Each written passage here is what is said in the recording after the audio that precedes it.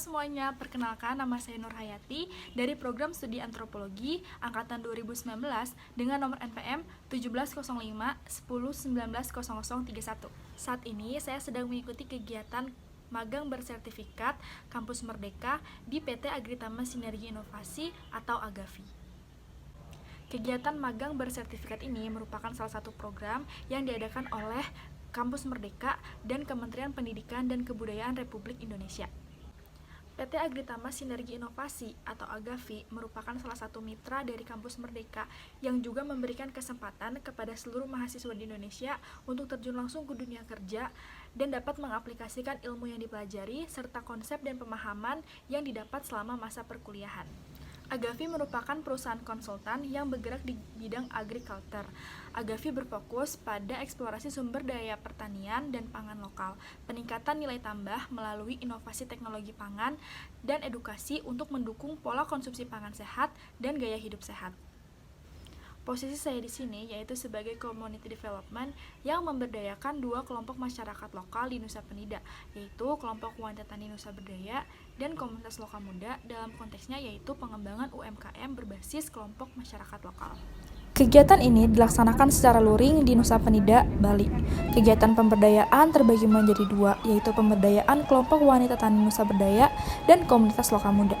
Berikut ini merupakan dokumentasi pemberdayaan KWT Nusa Berdaya melalui peningkatan nilai tambah rumput laut sebagai produk pangan fungsional menjadi produk turunan, yaitu seaweed fiber drink.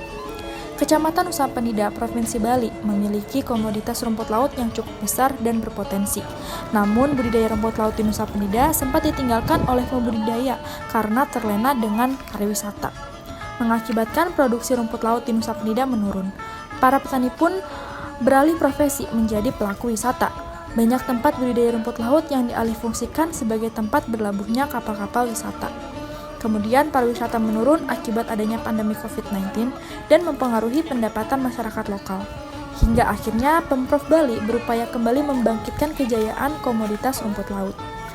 Namun, hasil rumput laut yang hanya tinggal di beberapa tempat pun dijual dengan nilai yang cukup rendah, sekitar Rp5.000 untuk setiap kilonya.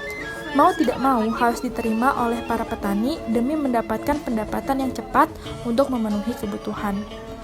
Melalui program ini, rumput laut yang dijual dengan nilai rendah akan diolah oleh masyarakat setempat menjadi produk turunan pangan fungsional.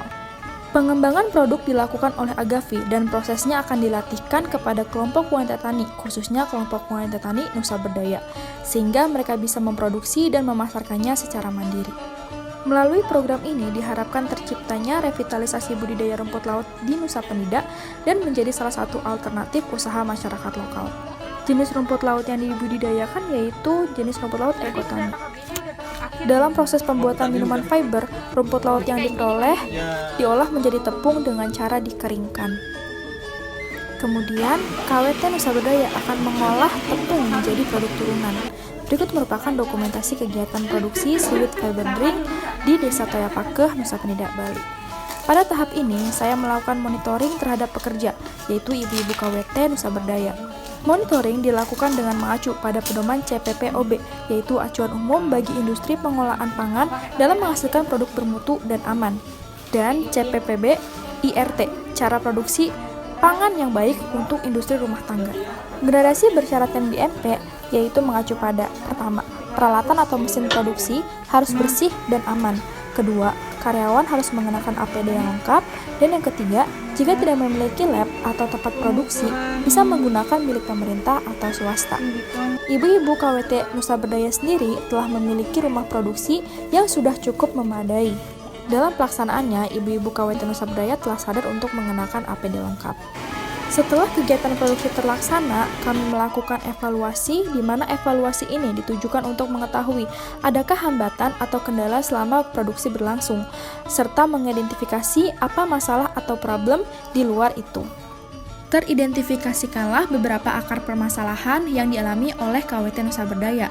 Yang menjadi prioritas permasalahan yang dialami adalah keterbatasan pengetahuan dalam memasarkan dan mempromosikan produk mereka, serta kurangnya sumber daya manusia yang menguasai atau mengenal sistem keuangan, media sosial, dan e-commerce. Setelah mengetahui akar permasalahan yang dialami, saya bersama dengan mentor dan tim melakukan brainstorming untuk mencari solusi. Solusi yang didapat yaitu melakukan pemaksimalan sumber daya manusia yang ada melalui pelatihan finansial literasi dan pengenalan strategi pemasaran melalui e-commerce dan sosial media. Poin penting yang disampaikan dalam pelatihan ini, yang pertama, pelatihan ini bertujuan untuk memberikan pemahaman dan penerapan kepada ibu-ibu KWT Nusa Berdaya mengenai keterampilan keuangan, baik itu dalam pencatatan maupun dalam membuat anggaran. Yang kedua, pemahaman mengenai fungsi pencatatan keuangan bukan hanya sebagai bukti laporan, melainkan sebagai acuan untuk membuat perencanaan keuangan. Yang ketiga, membuat pencatatan keuangan secara sederhana dan kelas tutorial. Komunitas Lokal Muda menjadi kelompok masyarakat lokal kedua yang diberdayakan. Adanya fenomena hasil penjualan ikan di Nusa Penida yang tergolong murah saat musim tangkap dan menyebabkan nelayan merugi merupakan concern awal dari Lokal Muda. Berangkat dari keresahan tersebut, Lokal Muda menyadari adanya potensi yang dapat digali untuk membantu mengembangkan potensi dan perekonomian lokal. Sambal sendiri merupakan makanan pendamping yang banyak digemari oleh orang-orang.